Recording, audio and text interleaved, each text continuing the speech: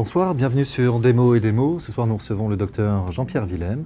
Vous êtes humanitaire, spécialiste des médecines complémentaires et justement, il y a un sujet qui touche tout le monde chaque année, c'est la grippe. On sait que le virus mute d'une année sur l'autre, on sait qu'on a des recommandations des institutions de santé qui nous recommandent de nous vacciner. D'ailleurs, quelle est votre position sur les vaccins? On entend beaucoup des professeurs éminents dire faites attention avec les vaccins. Qu'est-ce que vous en pensez? Ça paraît bizarre, moi qui suis dans les médecines naturelles, je ne suis pas forcément contre pour tout. Il y a le tétanos, donc on peut le faire, etc. Pour la grippe, bon, ceux qui sont en danger, enfin déjà à partir de 65 ans, et qui ont une pathologie et tout, le fait qu'il y ait une grippe viendrait les basculer ad patres. Donc, c'est conseillé. Mais il faut que le vaccin soit au point. Il faut qu'il soit au point. Et puis, pourquoi on reproche au vaccin, c'est d'abord, il faut 85 sur 100 soient vaccinés pour qu'il y ait une pression de protection, justement.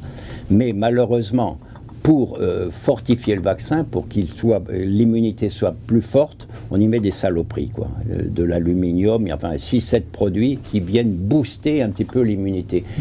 Et on n'arrive pas à les métaboliser, ces éléments péjoratifs. D'accord, donc les personnes de plus de 65 ans, les enfants, oui, c'est utile de les vacciner, les enfants? Mais pas avant 1 an. Moi, je suis contre, mais parce que l'immunité n'est pas terminée. L'immunité, l'enfant jusqu'à 6 mois, c'est la maman qui lui prête son immunité. Alors, si vous venez lui chagriner son immunité, vous allez le bousiller, quoi. Vous allez il va le subir toute sa vie, cette immunité qu'il a perdue.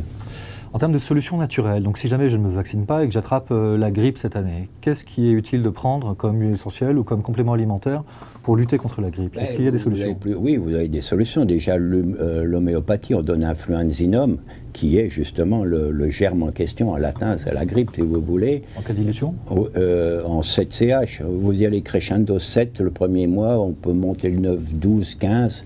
Bon, puis on a d'autres, le sérum de Yersin, etc. C'est quoi? Et le sérum de Yersin, c'est un sérum qui booste l'immunité. Et puis vous avez les huiles essentielles. Vous en avez 2. Alors là, qu'il faut mettre dans le même flacon, si vous voulez, mais en diffusion atmosphérique.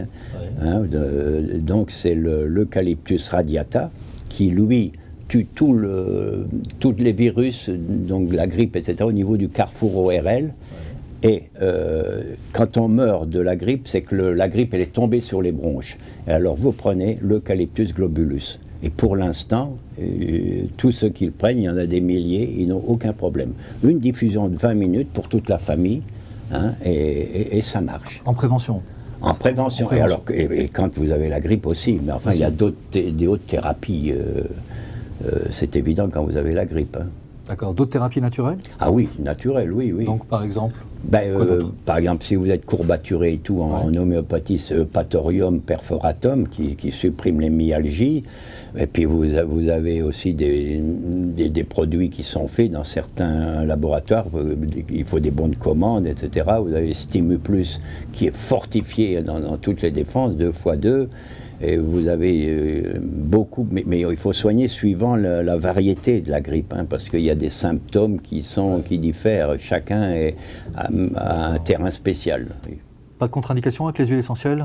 Tout le monde peut les respirer? Non, il y a les huiles essentielles à cétone et à lactone qui sont neurotoxiques et qui peuvent donner l'épilepsie. D'accord, bien sûr. Pas aux enfants au moins de 6 ans et les femmes enceintes. D'accord, mais celle que vous venez de citer... Là, non, il n'y a aucune contre-indication. Aucune contre-indication. Non. D'accord, c'est parfait.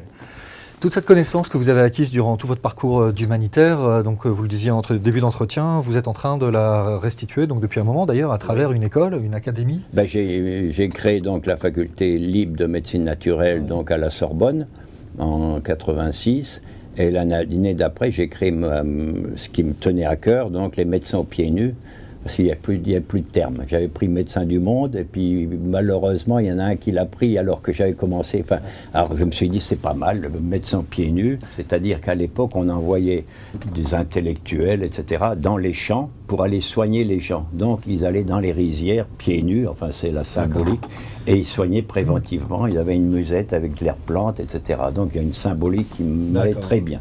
Mais temps partant, la faculté libre de médecine, elle enseigne quoi? Alors on enseigne la naturopathie, la sophrologie, la réflexologie, enfin toute la gamme qui est enseignée actuellement dans toutes les écoles de naturopathie, faites la plupart du temps par des médecins et même des professeurs. Et quand on sort de cette faculté-là, on a quoi dans les mains? Eh ben, on a un certificat. On ne peut pas avoir de diplôme. Le diplôme, c'est officiel, mais on a un certificat qui a la valeur de la valeur de l'école. Et nous, on n'est pas trop mal cotés, je pense, ce qui fait que les gens sont satisfaits, quoi. D'accord. Et pour ceux qui voudraient, donc, outre s'installer comme naturopathe ou aromathérapeute ici en France, je crois que vous avez fait un pont entre la faculté et puis médecin aux pieds nus, donc qui est présent en Afrique notamment. Oui. Et pour les plus motivés, ils peuvent partir en mission, c'est ça? Pour expérimenter ou continuer à apprendre sur le terrain. Bien, comme les Médecins sans frontières, ils partent dans les mêmes conditions, mais c'est pas le même job, c'est pas la même application. Il faut faire le jardin médicinal et puis cultiver, etc. Et concrètement, recevoir des patients aussi qu'ils demandent? Ah oui, bien sûr. Il y a toutes des écoles qui sont vraiment impliquées dans l'affaire, on soigne les gens, etc., comme les autres missions, mais avec des produits naturels. Et puis en plus, donc, on apprend 10 mots tous les jours. En 2 mois, on apprend la langue. Parce que c'est quand même intéressant, parce que quand il y a un traducteur, c'est un peu folklorique par moment, donc on sait de quoi on parle. Merci, Dr Willem. C'est moi qui vous remercie. Bonne soirée.